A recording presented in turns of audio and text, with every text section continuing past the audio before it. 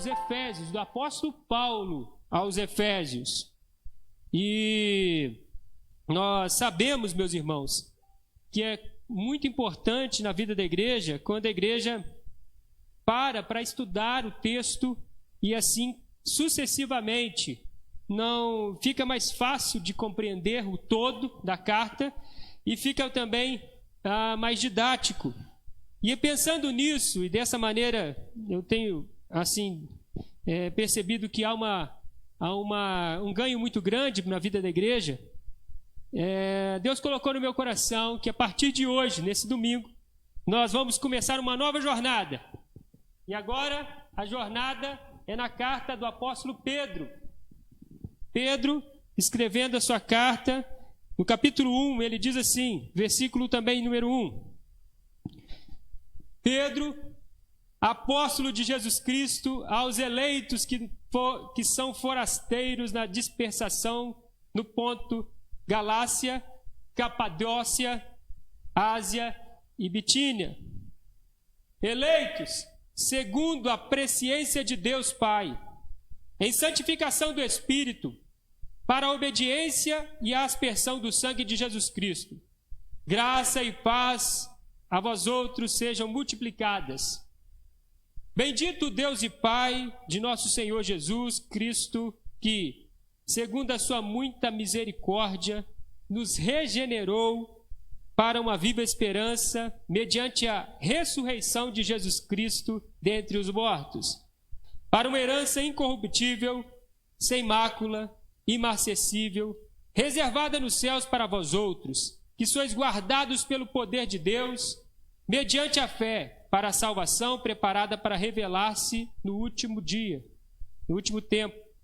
Nisso exultais, embora no presente, por breve tempo, se necessário, sejais contristados por várias provações, para que, uma vez confirmado o valor da vossa fé, muito mais preciosa do que o ouro perecível, mesmo apurado por fogo, redunde em louvor, glória e honra na revelação de Jesus Cristo, a quem, não havendo visto, há mais, no qual, não vendo agora, mas crendo, exultais com alegria indizível e cheia de glória, obtendo o fim da vossa fé, a salvação da vossa alma.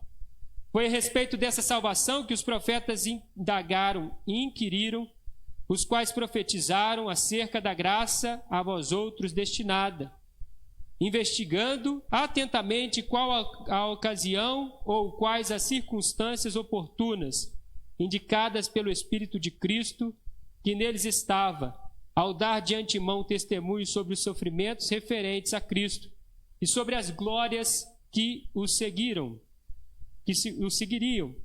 A eles foi revelado que, não para si mesmos, mas para vós outros, ministravam as coisas que agora vos foram anunciadas por aqueles que, pelo Espírito Santo, enviado do céu, vos pregaram o Evangelho, coisas essas que os anjos anelam prescrutar.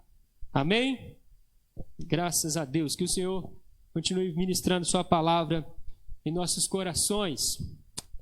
Queridos irmãos, o texto de Pedro tem como sua primeira orientação, o seu primeiro conselho, a sua primeira reivindicação de Deus para a igreja, o versículo de número 6, que diz o seguinte: nisto exultais. Em quê? Exultais, se alegrais, celebreis. O quê? No presente, embora no presente, por breve tempo, se necessário, sejais contristados por várias provações. Sejais contristados por várias provações. E você olhar bem claramente o que Pedro está nos ensinando como primeiro ensinamento dessa carta, e o que ele está passando para todos nós, é algo difícil de se realizar. exultar, se alegrar, celebrar as provações. Se exultar, se alegrar, porque embora tenhamos provações, ou passemos por elas, ou ainda iremos passar por algumas mais, elas são por breve tempo. Elas não duram para sempre. Então, com essa palavra, meus irmãos, que nós iniciamos esta mensagem na noite desse dia, entendendo que Deus tem um propósito para cada um de nós nessa carta, uma carta que vai falar muito sobre as questões do final dos tempos. Vamos à carta. Essa carta foi escrita, então, está claro o texto vai deixar isso muito bem explicado, que quem escreveu essa carta, e isso é bem visto e bem aceito por todos os teólogos e eruditos até hoje, somente um grupo de liberais que, há um tempo atrás, começaram a duvidar de que Pedro tivesse escrito de fato essa carta, pois o grego utilizado aqui nessa carta é um grego erudito, é o grego mais clássico de todo o Novo Testamento. E Pedro era um pescador, um homem bruto, um homem de pouca cultura. Mas ele estava escrevendo, não se esqueça disso, meus irmãos. Ele escreveu orientado, inspirado pelo Espírito Santo de Deus. E é bem verdade também que Pedro, ele, apesar de não ter muita cultura, ele morava numa das regiões mais helenizadas, que falavam o melhor grego da época. E aí, meus irmãos, lá no Mar da Galileia. Então, vamos lá. É uma carta que já inicia com remetente e destinatário. Bem no primeiro versículo você vai ter aí remetente e destinatário. Quando nós pensamos nas cartas de hoje, geralmente você pega uma carta e no começo tem para quem você está escrevendo e depois no final quem escreveu. Aqui nós estamos lembrando, nós estamos pensando num pergaminho, que era um rolo, e se você deixasse para o final para falar quem escreveu, talvez pudesse trazer alguma complicação. Então já era dito no começo quem está escrevendo e para quem está sendo escrito. O texto fala: Pedro, apóstolo de Cristo Jesus, para quem? Aos eleitos que são forasteiros da dispersação no Ponto, Galácia, Capadócia, Ásia e Bitínia. Primeiramente, essa carta foi enviada para essa região, sul da Galácia, Capadócia, Ásia e Bitínia. Mas essa carta também é conhecida como uma carta chamada católica. O que é o termo católico? O termo católico é um termo que significa universal, né? Quando a gente pega a denominação católica, nós temos algumas igrejas católicas no mundo. A mais conhecida é a católica romana. Mas o termo católico significa isso, universal. Até no credo apostólico tem essa palavra no final, que por vezes nós presbiterianos usamos até universal. Creio na Santa Igreja, né, universal, e assim vai. Mas, então essa carta foi enviada para todas as igrejas, de todas as épocas, de todos os lugares, apesar de primeiramente ela ter ido para aquela região da Galácia. É uma carta circular. E Pedro, então, escrevendo essa carta para a igreja, de todas as épocas, para a nossa igreja, para a sétima, para você que nos acompanha, ou que é de outra denominação ou igreja, ele diz o seguinte: eleitos segundo a presciência de Deus Pai, em santificação do Espírito, para a obediência e a aspersão do sangue de Jesus Cristo, graça e paz vos sejam multiplicados. Então Pedro dá uma introdução a essa carta, dizendo: olha, estou escrevendo essa carta para os forasteiros. É importante ressaltar isso aqui. O que Pedro está dizendo? Eu estou escrevendo carta para servos de Deus. E servo de Deus, meu irmão, é forasteiro nesse mundo. Forasteiro é um termo que era utilizado até nos filmes antigos, em que o sujeito saía de uma região e ia para outra. Quem é? É um forasteiro. Ou seja, ele não é habitante dessa terra. Nós não somos, meu irmão, dessa pátria mais. Vivemos aqui por breve tempo, até a volta e o retorno de nosso Senhor Jesus. Mas nós somos habitantes, cidadãos dos céus. Nós andamos com Cristo, somos de Cristo, e como Paulo falou aos Efésios, já estamos assentados nas regiões celestes com Cristo, e apenas estamos aqui por breve tempo. Eu já sou forasteiro. Então é para esses forasteiros que foram eleitos.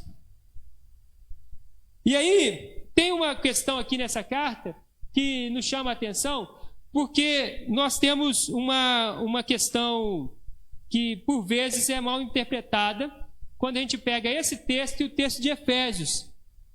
Quando você vai ler Paulo falando aos Efésios, você vai ver Paulo falando o seguinte, que ele estava escrevendo para um grupo de eleitos que foram eleitos pela predestinação de Deus. Aqui o termo fala eleitos pela presciência de Deus. É a mesma coisa, meus irmãos.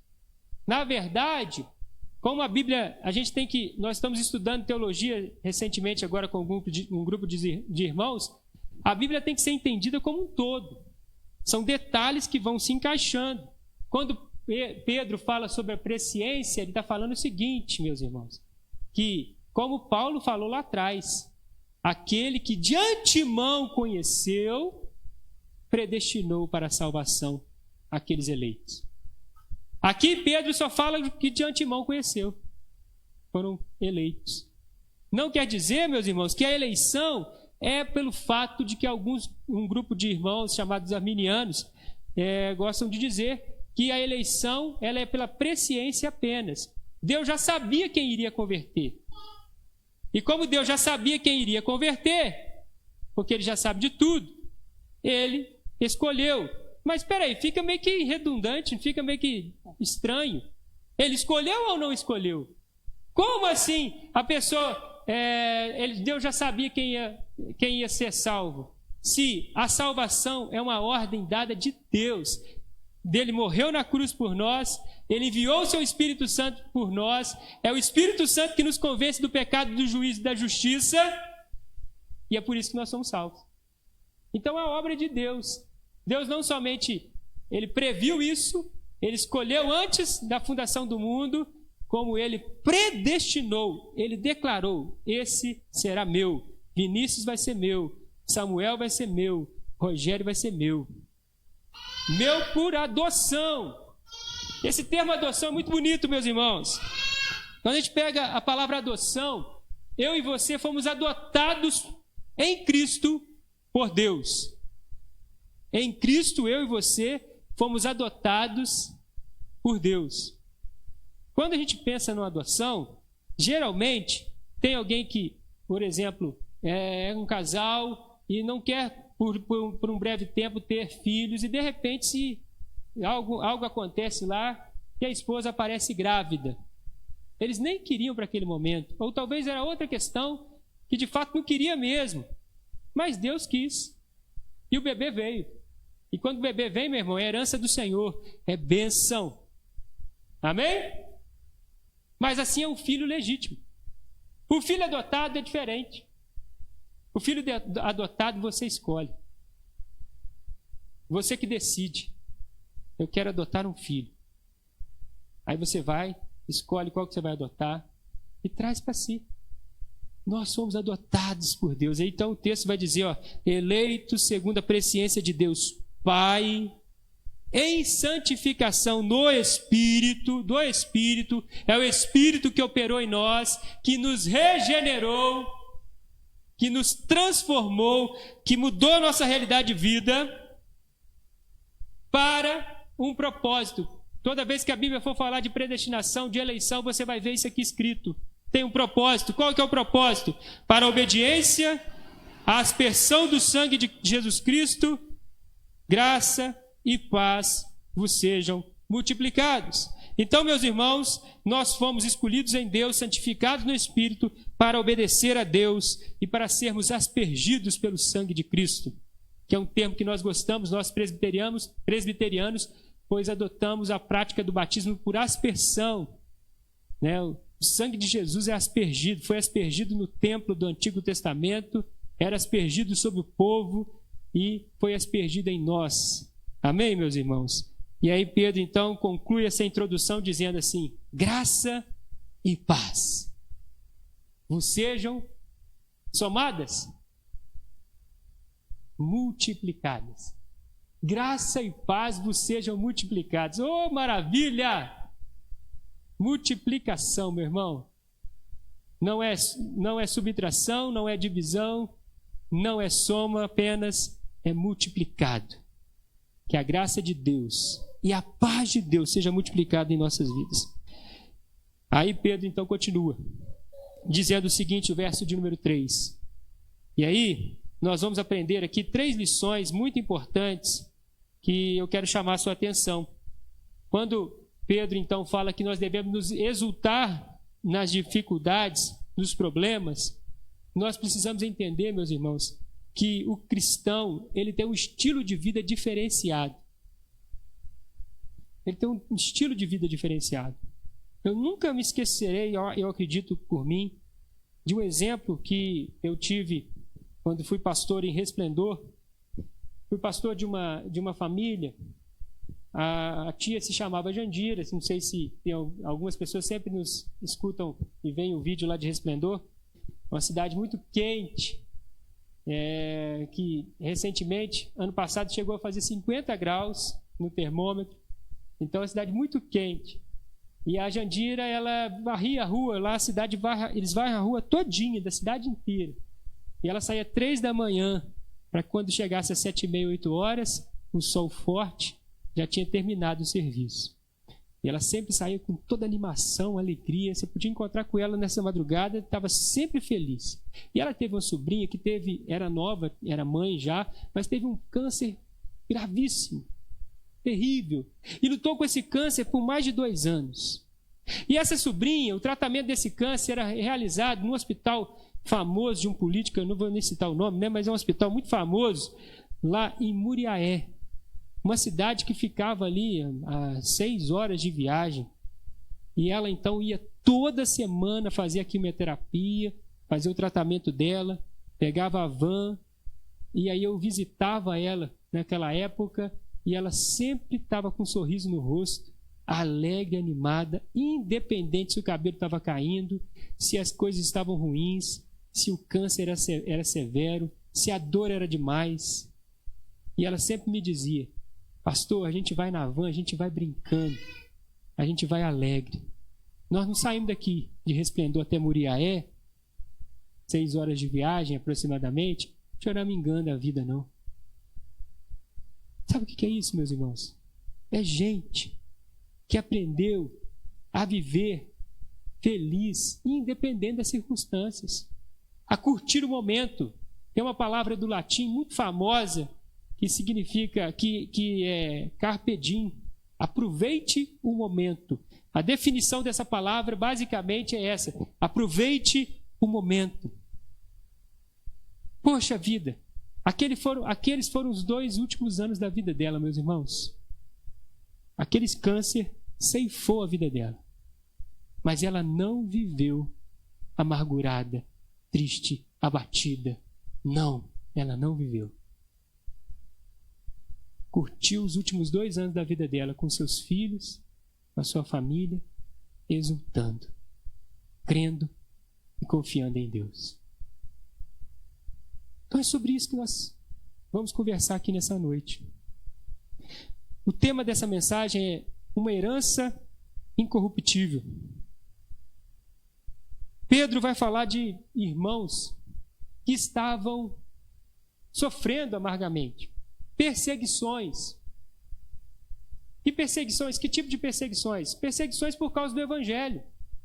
Eles tinham se convertido ao Senhor, aquela igreja, aqueles irmãos daquela região, e estavam severamente sendo perseguidos, sendo maltratados, perdendo emprego, sendo expulsos de suas casas, sendo presos alguns, sendo mortos, tendo parentes sendo ceifados, tendo a sua vida ceifada por causa do Evangelho. E aí Pedro então escreve essa carta dizendo para eles: nisto exultai,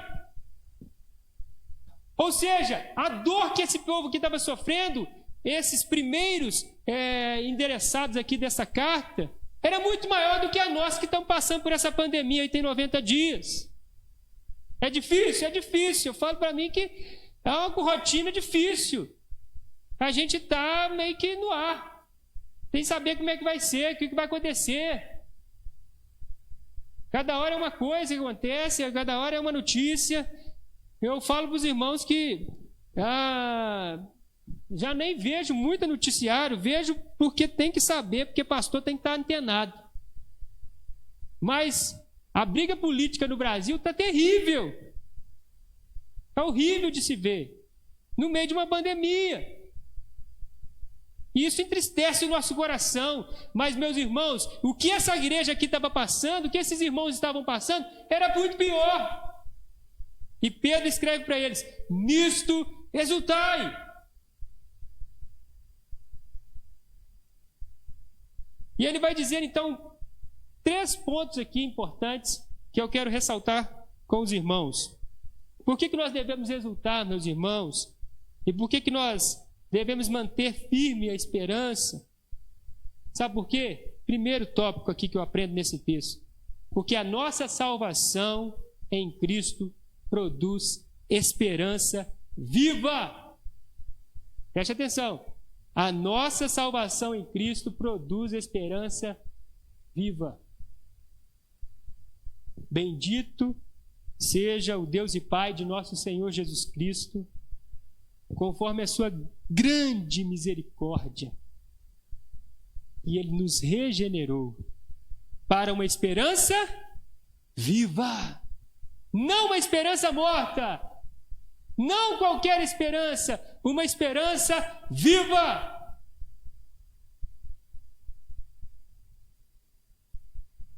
Pedro, então, depois da introdução, inicia o assunto dizendo: louvado, bendito é bem dizer, é falar bem. Eu falo bem de Deus, meus irmãos. E Pedro está dizendo isso.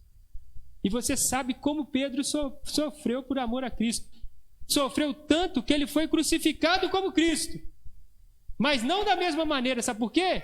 Porque quando ele foi para ser crucificado, ele pediu: eu não quero, eu não posso morrer da mesma forma como o meu Senhor morreu.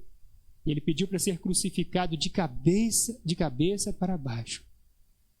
Uma posição pior ainda. Foi assim que Pedro morreu. Ele falou assim, e ele dizia assim: eu não importa, eu bendigo o nome do Senhor. Deus Pai, de nosso Senhor Jesus Cristo, porque a sua misericórdia não tem limite, ela é grande demais. Uma misericórdia que por amor a nós, apesar das nossas fraquezas, quando a Bíblia fala de misericórdia, está falando de miséria.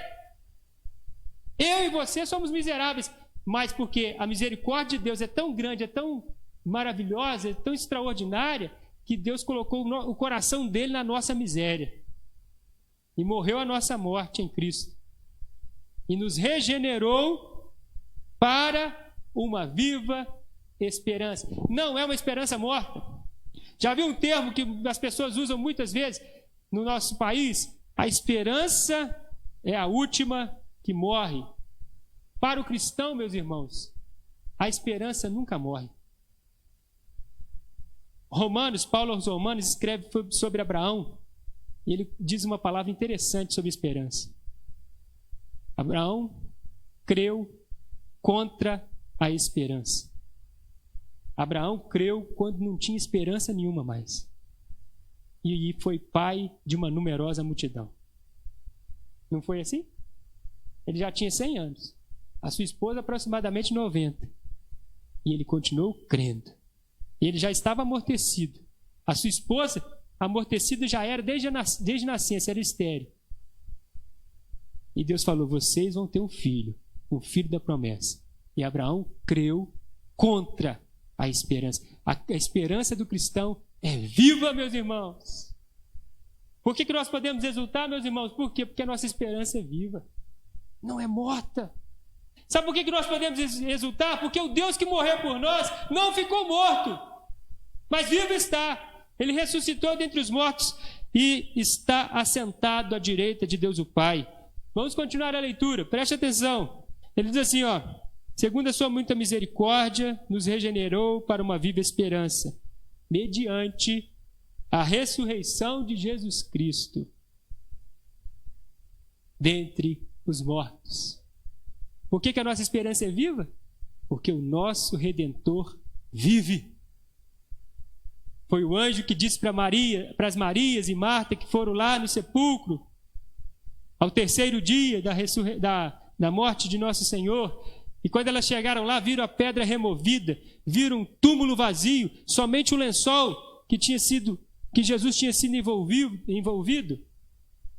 E apareceu um anjo para elas e disse para elas assim: por que vocês estão buscando entre os mortos ao que vive?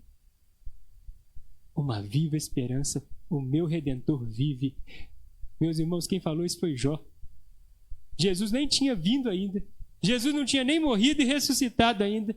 E ele sabia, o meu Redentor está vivo. Aleluia! O seu Redentor está vivo? Você que nos escuta, o seu Redentor está vivo? Porque assim nós cremos. Uma viva esperança para uma herança incorruptível. Pela manhã o professor Marcelo nos disse que o único que não mudou, uma expressão muito interessante que ele usou por várias vezes, o único que não mudou nessa pandemia foi Deus. O único que não mudou. Ele diz, até a natureza mudou. O mundo inteiro está mudando. E está tendo que se adaptar, e já começaram a falar de um novo normal. Porque não se sabe se o normal vai voltar, e como voltará, e quando voltará. Um novo normal. Um vírus, uma guerra invisível, que a gente não sabe como surgiu. Nós sabemos que existem, de fato, as pessoas de onde criaram, surgiu esse vírus, já pediram até desculpa, porque acharam que não ia ser tão grave assim, tentaram, lidar com aquela situação e alcançou todos os continentes. Só tem um continente que não alcançou, eu vi uma matéria ontem, que é a Antártida. Não tem quase ninguém morando lá. Um vírus que mudou toda um planeta. Mudou as ordens das coisas. Mas o meu Deus, o seu Deus, o meu Cristo, continua o mesmo. Sabe por quê? Porque Ele é o mesmo de ontem, Ele é o mesmo hoje e o será eternamente. Uma viva esperança num Deus vivo, que te deu uma herança que é incorruptível, que não tem corrupção. Não tem corrupção na herança que Deus deixou como legado, como presente para mim e para você. De que ele está falando? De vida eterna. Está falando de vida eterna, meus irmãos. Olha o que ele diz mais. Olha como é que é essa herança que Deus deixou para você em Cristo. Você foi adotado, você não era filho, era criatura apenas de Deus, foi adotado em Cristo Jesus por Deus o Pai, e você tem agora o nome de Deus no seu nome. Você foi registrado lá no registro dos altos céus. A Bíblia diz que o nosso nome está escrito no livro da vida. E nós agora, como filhos não bastardos, temos direito a uma herança incorruptível, sem mácula, imarcessível, reservada nos céus para vós outros, que sois guardados pelo poder de Deus, mediante a fé, para a salvação preparada para revelar-se no último tempo. Reservado para vocês num lugar que não vai ter dor, sofrimento, vírus, guerras, fomes, injustiças, nada disso mais vai ter. Aí, então Pedro continua e ele passa agora para um segundo estágio, quando ele diz assim, nisto exultais. E aí nós vamos aprender, meus irmãos, que a nossa salvação em Cristo, mesmo em meio às provações, produz alegria.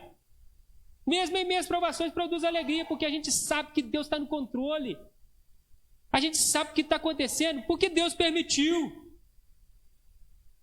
Teve o início? Teve, mas só teve o início porque Deus permitiu.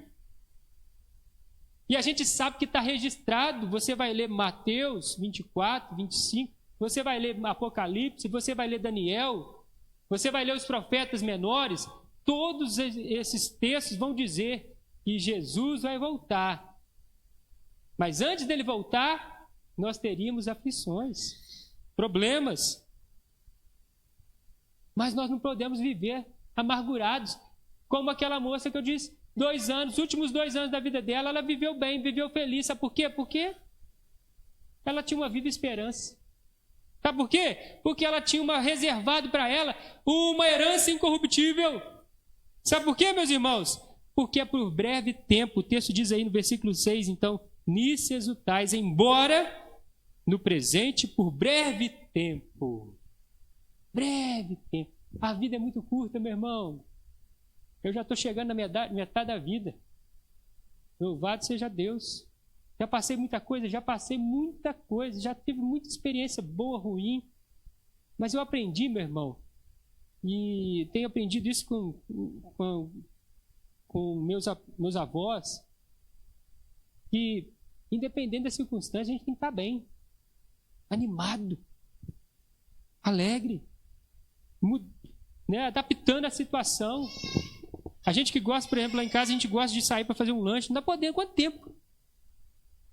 Tem gente que gosta de comer em casa, fazer um pedido lá e comer em casa ou fazer uma comida em casa. A gente gostava de ir na rua. Tá na rua. Sexta, sábado, domingo. Quer comer um peixe, quer comer um churrasco, quer comer alguma coisa. Todo mundo trancado dentro de casa de noite. Mas vamos fazer outra coisa. Vamos fazer um jogo lá, jogo da vida, detetive. Vamos ver um filme. Vamos adaptando, meu irmão.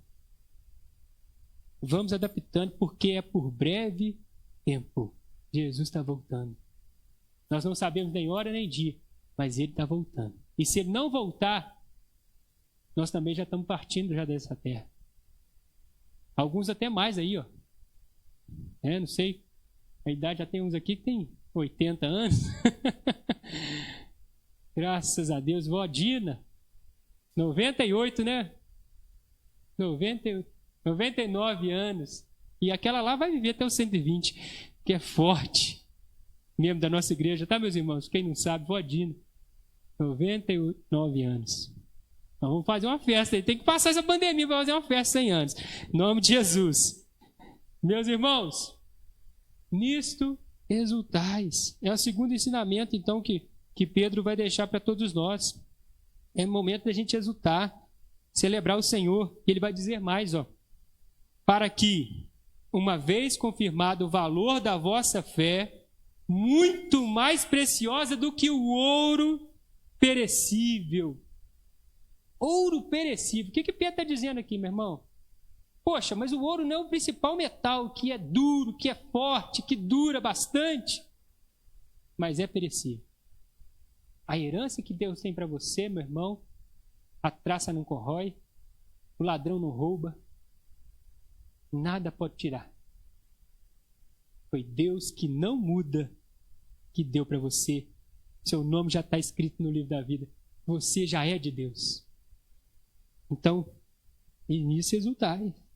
Nisso exultais, porque para que, uma vez confirmado o valor dessa fé que te salvou e mudou sua história, porque nós somos salvos pela fé, pela graça por mediante a fé, mais preciosa que o ouro perecível, essa fé é mais preciosa que o próprio ouro, mesmo apurado por fogo, mesmo depois desse ouro ter sido já tirado toda a impureza, apurado pelo fogo, redunde em louvor, glória e honra na revelação de Jesus Cristo nosso Senhor. A quem não havendo visto, quem já viu Cristo aqui pessoalmente? Eu não vi, você também não viu, mas nós amamos Ele. A quem não temos visto, a quem não havendo visto, a mais, no qual não vendo agora, mas crendo, exultai com alegria indizível, que não tem como dizer, não tem como prescrever, não tem como declarar, não tem como mensurar, e cheia de glória, obtendo o fim, o propósito da vossa fé, a salvação da vossa alma. Salvação da vossa alma. Nisto resultai, meu irmão.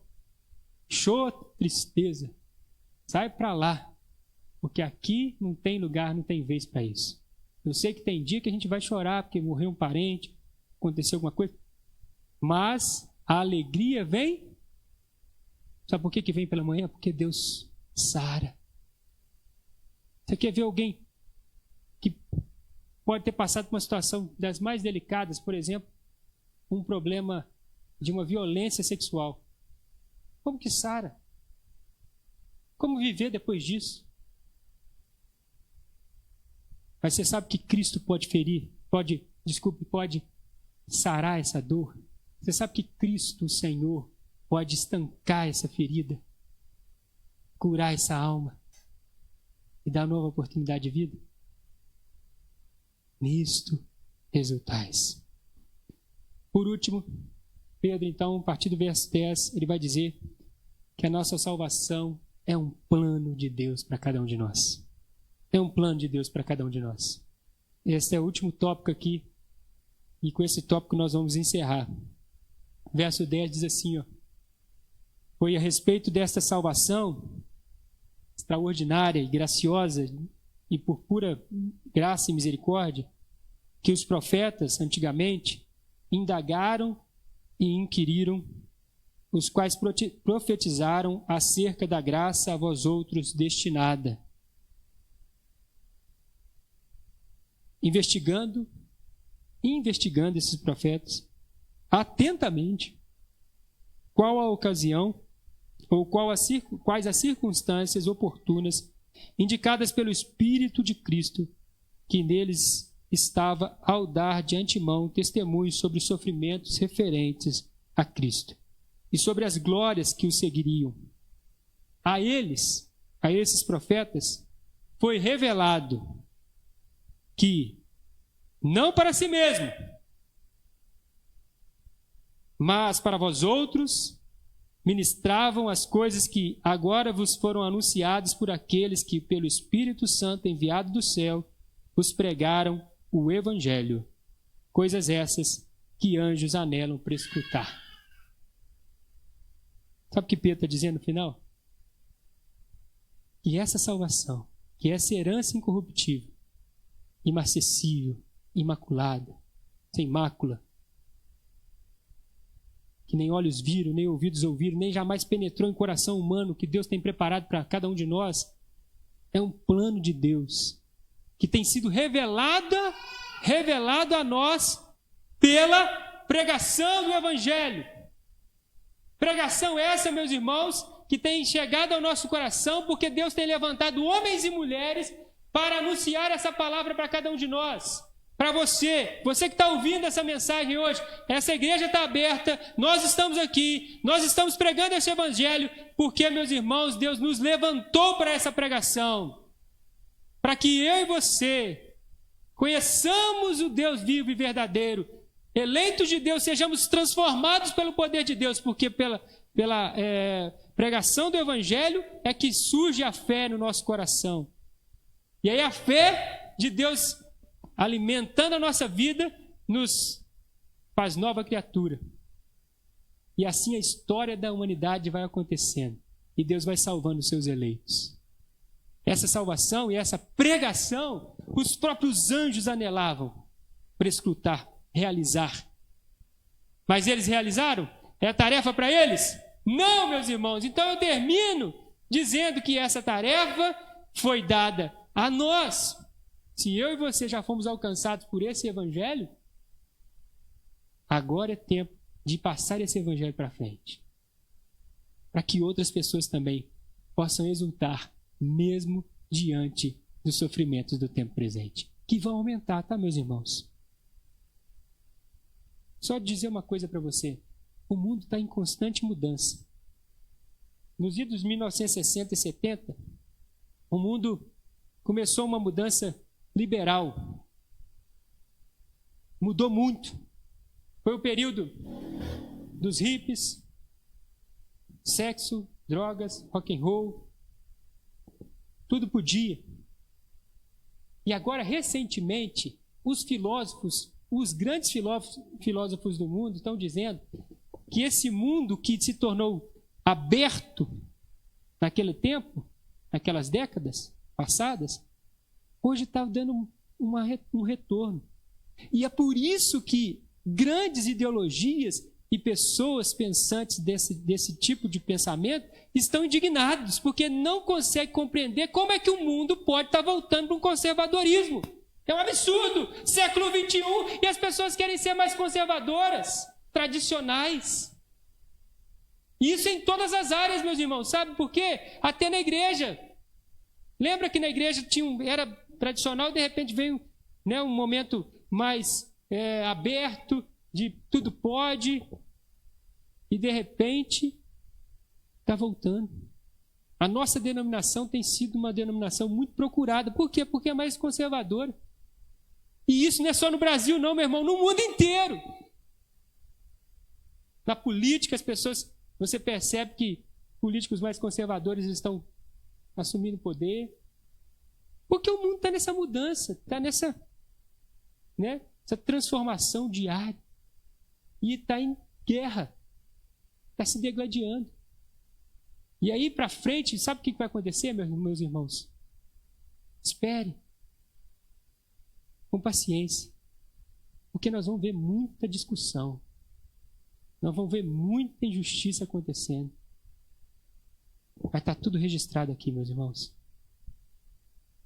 E aí, depois nós vamos ver no capítulo seguinte de Pedro, que a carta que foi escrita para essa região, aqueles irmãos estavam dizendo assim, mas Jesus não vai voltar mais não, está demorando. Se estava demorando para eles, há 2000 anos atrás, imagina para nós. Não é verdade? E Pedro vai dizer, ele não demora. Ele está sendo longânimo.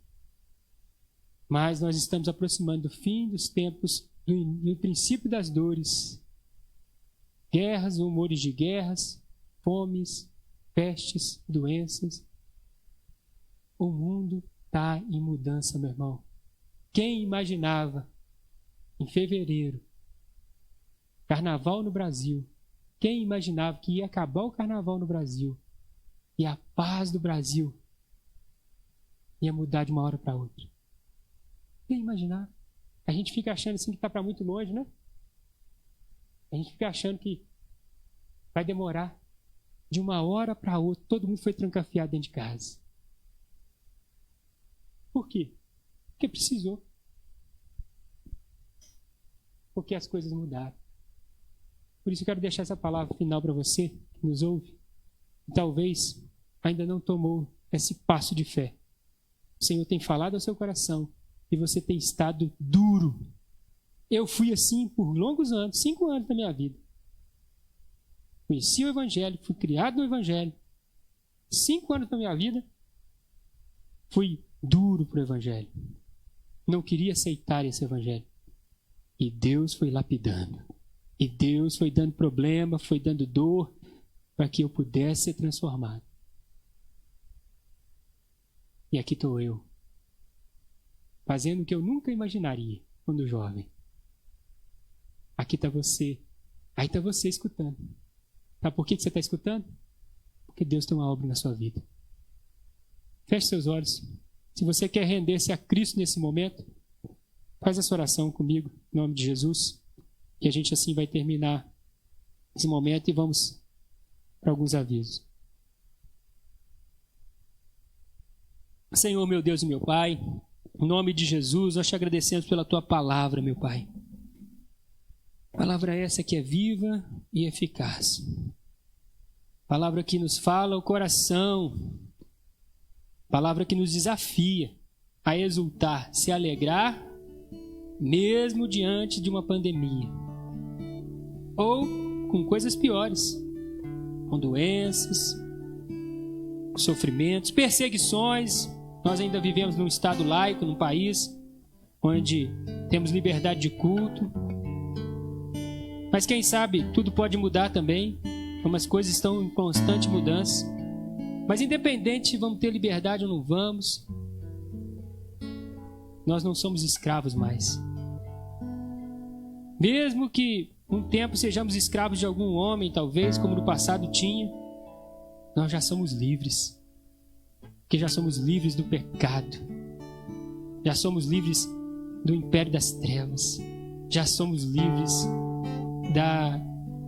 das situações deste mundo tenebroso.